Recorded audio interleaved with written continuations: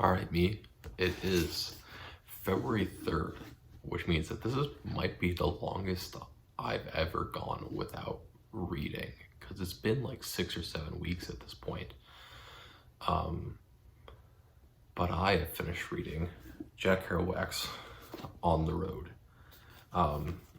Very specifically, this is what's considered the original scroll version. So it is set up in the way that he initially wrote this rather than its adapted form that was published in 1957, I think it is. So yeah.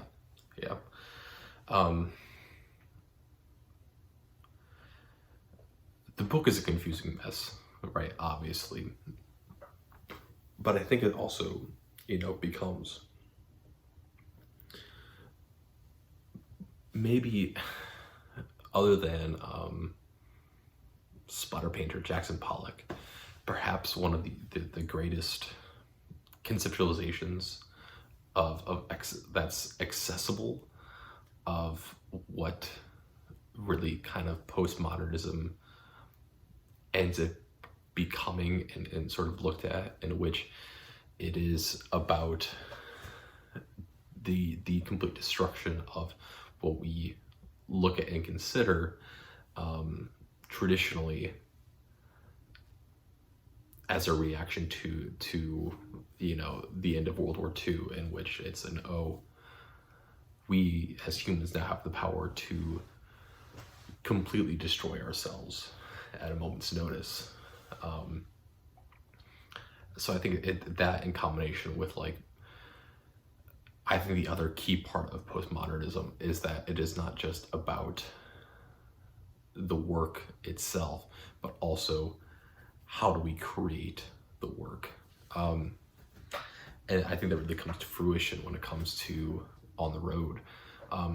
Right, it has this mystique that exists within it, because the original manuscript, which is slightly different than this version, ends up becoming 2 or 3 different books. This was a part that within this book there's like 3 different setting the stages, about 100 pages worth of just background material on it, and I got kind of lost in the weeds on that. So I didn't quite understand this, but if I remember correctly, the original manuscript becomes On the Road, and then it becomes Visions of Cody, and then I think there's also a 3rd book that it becomes. So it's really profound in that sense already, but it's also really profound in the sense of the mystique of it, in which it is rumored as part of it to be written in a 3-week mad writing session. But then also part of it is why it's called the original scroll version, is that Kerouac had borrowed paper from or was given paper that was left in the apartment by an artist. And so it was these really long, butcher type papers. And then he cut it into sizable sections and then taped the ends together. So instead of having pages like you would for manuscript in a typewriter, he just had one long continuous scroll that came out, which is then featured in the writing, in which you have, it's just word spew. That's what it is, right? And it's all these stories kind of interconnecting, intertwining all at once. And it's a very, very fascinating way to look at how do we tell a story, right? And it's a thing in which, to understand how to break the rules, we first need to understand what the rules are, right? Because if a student came to this in a creative writing class in a high school situation, or it was hey, here's a personal essay about something that happened to me, and it was written in this style, it would be like, what in the world are you doing, right? But now that we have Kerouac, who is making an intentional choice on what to do with it, because it helps further describe and creates a voice within the style, then makes it important and part of it, right? Because you can feel the energy, you can feel the intensity radiating off the page, right? Because there is no breaks, there is no stop. It's just go, go, go, go, go. Which I think is also, which becomes part of this relationship that Kerouac has with Neil Cassidy, right? In which it's so intense and momentous, and you just need to keep going and going and going and going and going, because you have to, because there's no other way, and there's no other way to describe that sort of feeling, right? I think another important thing that this book kind of does is that this book more or less becomes the poster or the embodiment of the Beat Generation, which I really don't think it is, right? It's way more of a, here's insanity that is occurring with this generation of people, but it's only about a few very specific people within this generation, right? And I think the best way to describe it is like, and it kind of gets touched on throughout the book, right? But it is basically what happens when you have cowboy characters that can no longer exist and no longer have a place within our society, right? And so you have someone like Neil Cassidy, who is effectively a cowboy through and through, right? Is that exact same sort of style of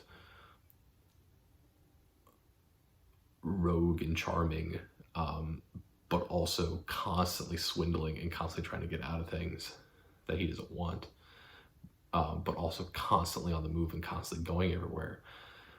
And, you know, and to an extent, Jack Kerouac, not as much, but to an extent, Jack Kerouac, as well as some of our other side supporting characters throughout all of this, right?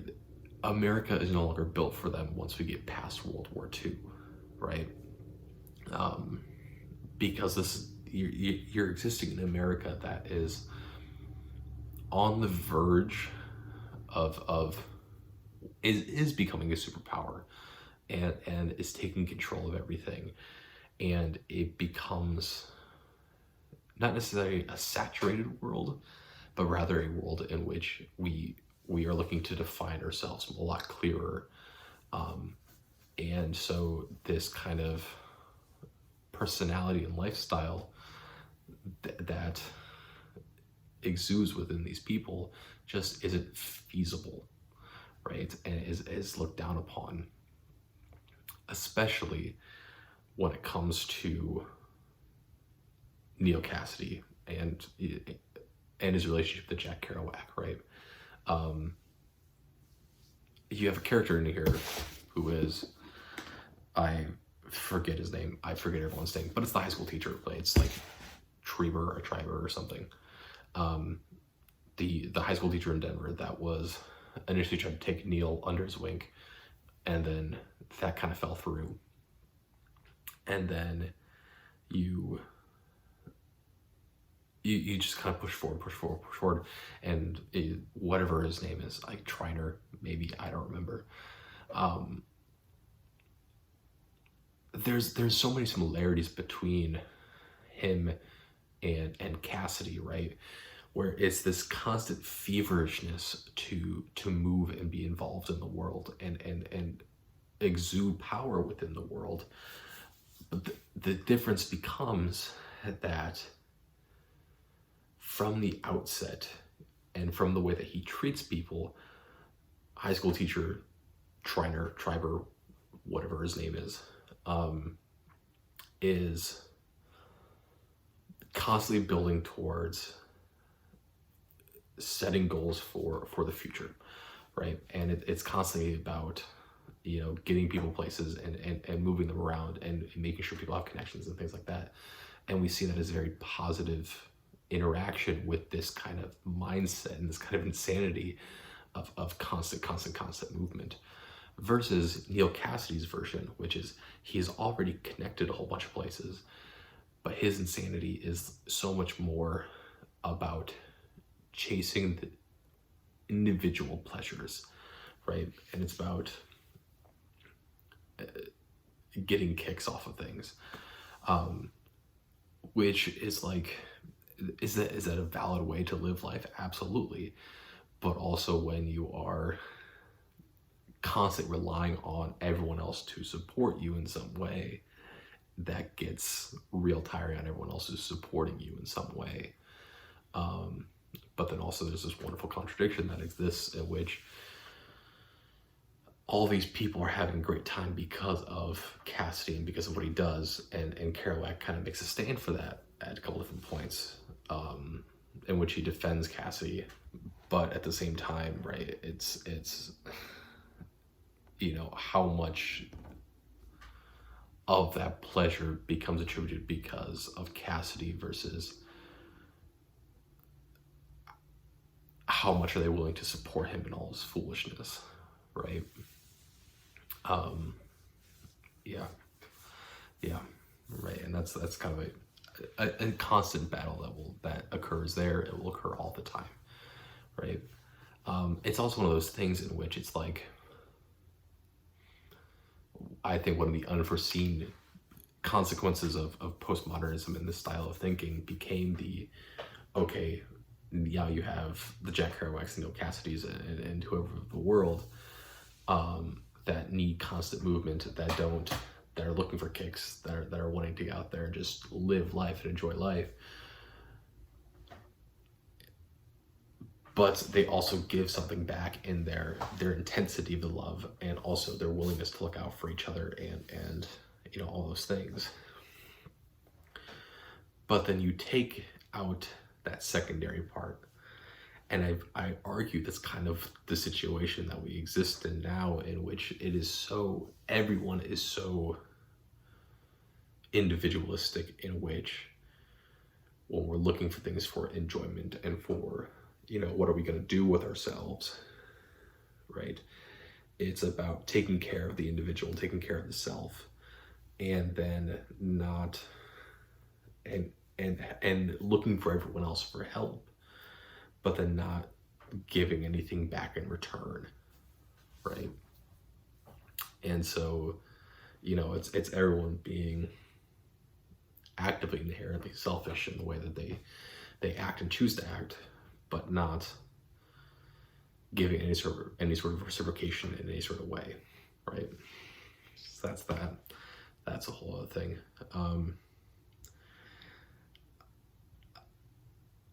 You know, I'm conflicted on this book, right? Because it is important in the history of literature, and it's a classic, and there are parts of it that are really, really fascinating for me to read, and the style in which we read it and the style it's written is just so wonderful and so amazing. But also there's some really, really difficult parts to connect with. You know, and especially when it comes down to me is that, like, we hit the nail on the head at one point, which Kerouac writes that, like, basically if you want to solve the world and make the world the greatest place and make everyone happy, is you need to have all of the men come back to their wives and to their mothers and get on their knees and beg for forgiveness, right? Because there's all these men wandering around and doing whatever they feel like for kicks, while women are in the society that they exist in, and even now, especially now, I would argue, are forced to be at home and not have access to these things. And so Kerouac ends up making that argument, right? The problem becomes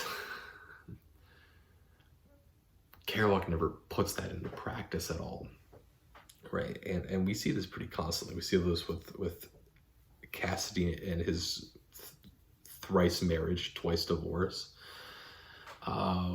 you know, and with Luann.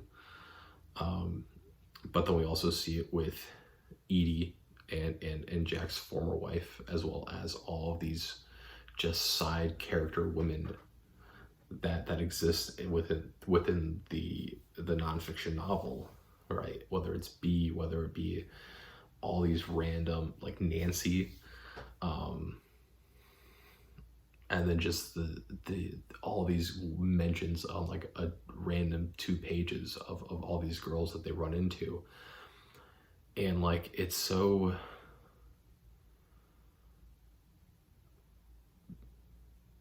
because I mean, it's the whole like double standard. Men should be the aggressors in sex and should have a lot of sex with a lot of women, but women should never have sex with anyone else and should be loyal, right? It's that whole concept, but it's 200 pages of it, right? In which it's just constantly going out and like it's men making decisions for what women are going to do. But then as soon as women decide to make any decisions about their own sexual lives or about their relationships or about what they want, it gets pushed back and ignored, and they get called whores and sluts and are abandoned, right? Versus all of the men, where it's just like, yeah, fuck yeah, we're having a blast, we're having fun, we're doing whatever the fuck we want, right? And it's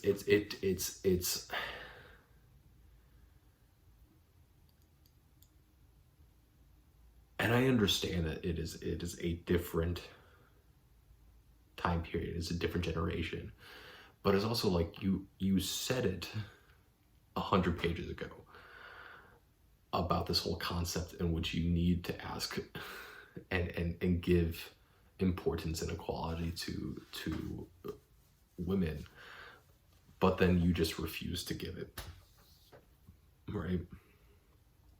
So yeah, that's that. You know, that was definitely probably one of the most frustrating parts of the book. This book also kind of gets hailed in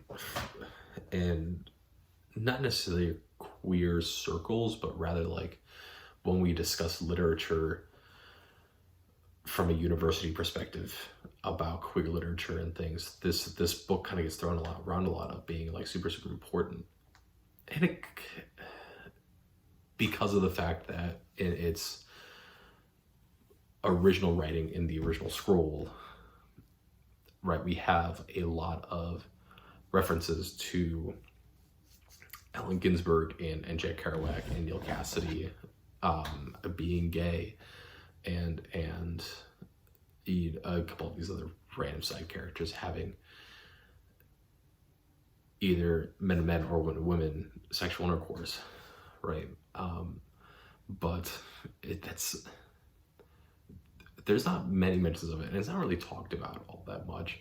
And so like, once again, it's an understanding of like, yes, this breaks kind of some of that barrier, but also it's not super impressive what's there. You know, it's like a few side jabs and that's about it. But yeah.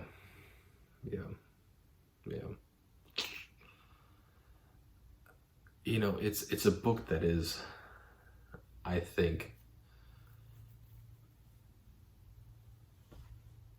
now having read it and having tried to read it like 4 different times at this point, this book I initially bought when I was in college and I was taking a American literature class, modernist, postmodernist American literature,